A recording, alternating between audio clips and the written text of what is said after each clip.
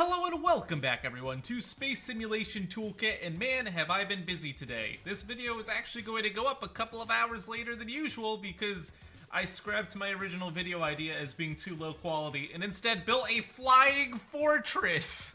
That's right, I wanted to build something cool. I feel like I need to continually raise the stakes, and I'm not artistic. I'm very terrible at art. So you'll notice my line work is not straight, things aren't to scale all the time, and whatever, but I think this is still probably one of the coolest things I've ever made. Let me give you a tour. So first we have the cockpit area, and we got the people behind here. This water going through is just hydraulic fluid to do the various hydraulic things, or it's coolant over here for the engine. But we've got our three crew here just sitting. Behind them you've got their 3 beds so that they can stay well rested on long flights. They have the important plant. Every single flying fortress needs a potted plant. You've got our gunner down here who's got plenty of ammunition to take out any enemies. We have our engine, which is taking in fuel and coolant. We have a very large extra fuel tank, which can also be dropped as a bomb if need be. We have our bomb deployment area where we've got our hatch door to drop our bombs. We also have a nice little fuel line and coolant line coming through here. And then in the back we have our cargo area where we've got our largest and strongest man handling this massive box of bricks. Yep. And that makes up the Flying Fortress. I'm going to improve it. It's already on the Steam Workshop if you want to play with it. But what I really want to do now, because I haven't done it yet, is I want to throw things at it. I mean, come on. It's full of explosive fluids. It's massive. It's beautiful. Can it handle basic anti-air fire? We'll start with something very small. Like, very small. AA gun fire. We're just gonna hit the bottom of it and see what happens. I've honestly not thrown anything at it yet, so I don't know how explosive it's going to be. All right, we have a basic shell coming in from below. It looks like it's going to hit the gunner. Ba-bam!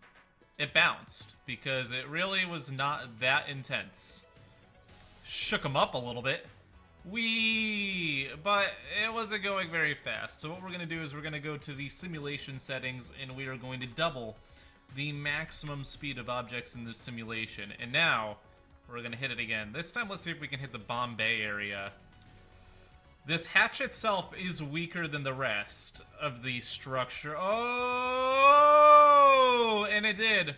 It broke through. It blew up our fuel line. We have fuel burning all over the place. It's on fire. Not a good day for the Flying Fortress. However, not the worst thing that could have happened. I mean, the guy on the ladder has not died. He broke his leg, but he's not dead. And the bombs themselves have not been set off. So as long as we managed... Oh, I just made that way worse. I was using the wrong tool. As long as we managed to get rid of the shell, reattach the fuel line, I think things are going to be fine. Except for the water in the fuel line. Gotta get that out. That could cause big problems. Big problems indeed. Alright, yeah, a little bit of damage, but overall, survived it pretty well. Alright, let's see if we go ahead and simulate something a little bit more fun, like, say, a large, let's say it's one of those War Thunder moments where some crazy person manages to fire a tank shell.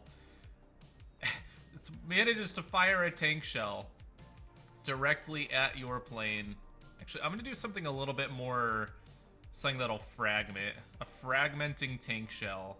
And we're also going to put some explosive material in it so that it kind of has a little bit of flair. Alright, get some of that oil.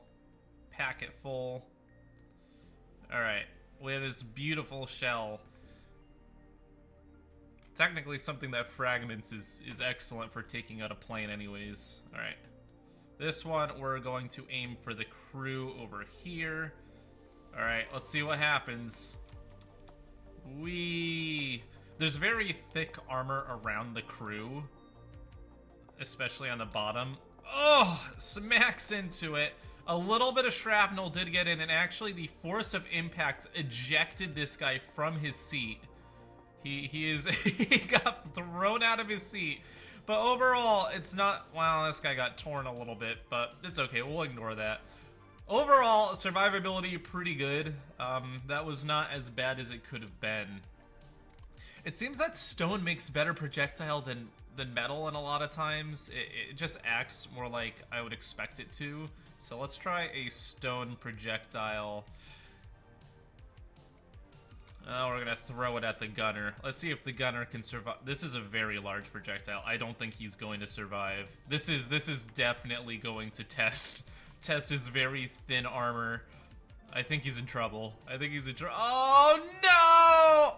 Oh, the impact. Oh no, he got absolutely demolished, squished. Yeah, and the gun is unusable now. That's unfortunate.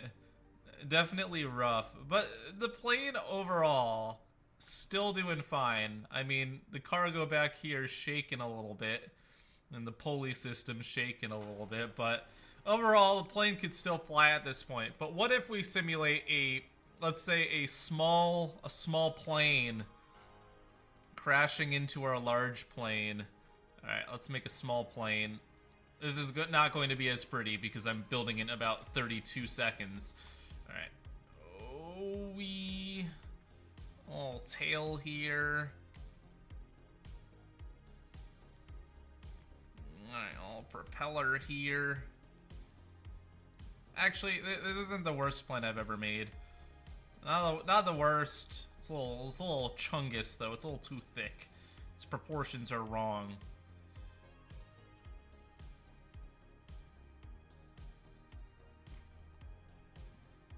That's not terrible. It's not great, but it's not terrible for 30 seconds. All right, we're going to simulate a small plane kamikaze crashing into our... Oh, it's going to hit our engine. This is going to be very bad. This is going to be very bad.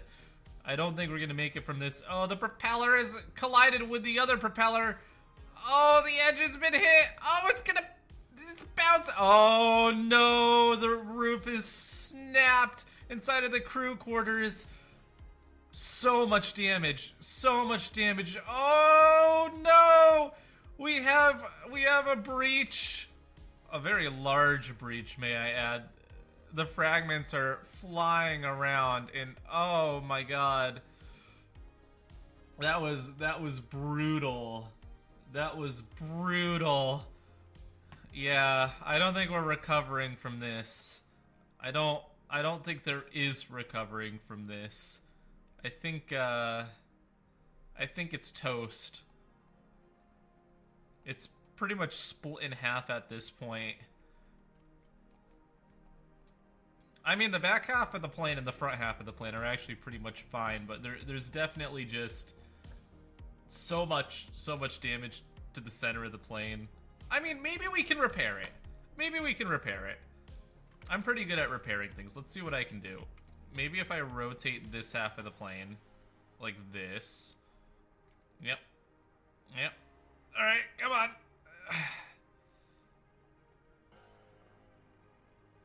And then hopefully that causes this half of the plane to rotate back up, and I can actually accelerate this half a tiny bit.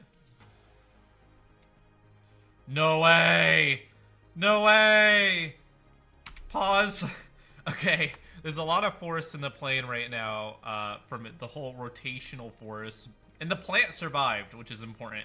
But if I just throw some metal down here, brace it a little bit, brace everything. This is like World War II when they'd get a plane back that was just absolutely shredded, and they'd be like, all right, throw a new coat of paint onto it, we'll put it back into the air. Oh yeah, let's go. Let's go. Vooperian air supremacy here. She's back. She's airworthy. Okay, we just gotta reattach the propeller, and she's airworthy again. What do you look at that? Just like that. Get back into the air. We've got enemies to deal with. What else can we do with this bad? This is going to be the subject of multiple videos, I hope you know. I mean, do you see the quality? Do you see the quality? 72 times the detail. Let's simulate a hard landing scenario. It's a plane, so it should be able to land, probably. Not necessarily a hard landing, but it should be able to land. Alright. We're gonna simulate what would happen if she came falling out of the sky at high speeds. What we're gonna do is we're gonna make a ground here. We're going to pin the ground so it doesn't move. Which probably pinned a lot of those particles too, which I'll just delete because they're gonna get in the way. Okay, and now we're going to add gravity. Oh, she fallen. Oh my god, she fallen way too fast. Also, the gravity source is too close. It's causing the left and right of the plane to fall slower. Okay, here we go. We fallen in love with the ground. Oh no! This is not gonna be pretty. Smack. Oh! Oh my goodness. This is what happens when you don't know how to land a plane. Wow. That was really brutal. That was incredibly brutal. Just as brutal as I like it. Well, I guess it can't land at that speed. It doesn't even have landing gear. I never added landing gear. Who needs landing gear? But yes, it's on the Steam Workshop. It's called the Vooperia Flying Fortress, or in my case, Flying Fortress V1. And if you go ahead and open up this save, you should get your own beautiful copy of a Vooperia Flying Fortress. My encoder is exploding. Hopefully this part of the video isn't all messed up. But thank you all for watching. If you enjoyed, leave a like, subscribe. I will create more cool things for you, and I will see you all next time. Peace out.